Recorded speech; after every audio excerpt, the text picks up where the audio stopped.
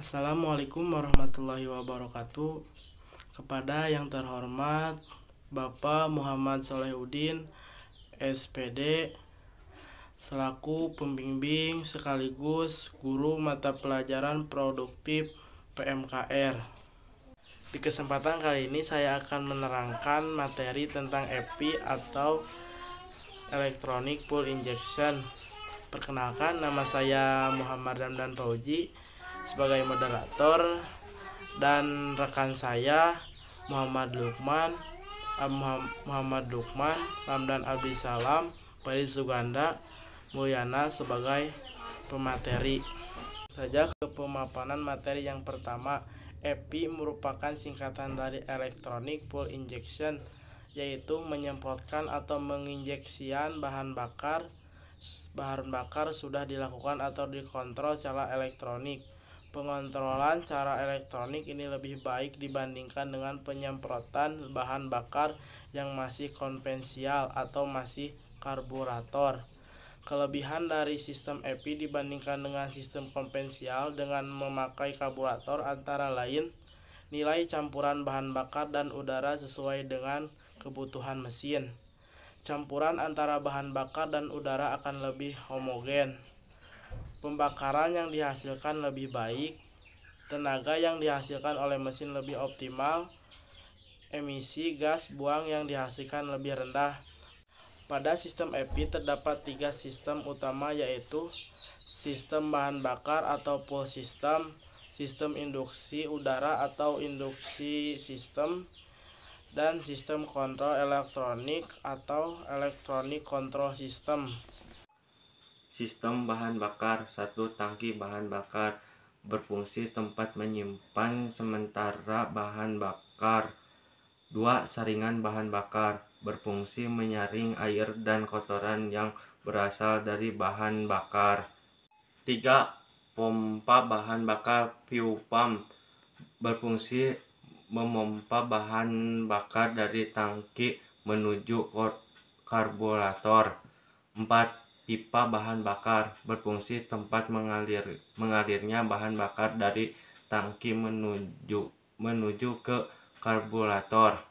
5. Pipa pengembalian bahan bakar berfungsi untuk mengembalikan kelebihan bahan bakar dari karburator agar kembali ke tangki bahan bakar. 6. Canister berfungsi untuk menampung uap bahan bakar yang berasal dari tangki bahan bakar. 5. Karburator berfungsi untuk mengkarburasikan, mengabutkan bensin dan sebagai tempat pencampuran bahan bakar dan udara. Selain itu, karburator berfungsi untuk mengatur jumlah campuran udara dari bahan bakar sesuai dengan RPM mesin. Sistem induksi udara. 1. Throttle body yang berfungsi untuk mengontrol jumlah udara yang masuk ke dalam intake manifold. 2. Airflow meter pada tipe LEP yang berfungsi untuk mengukur berapa banyak udara yang masuk ke dalam intake manifold. 3.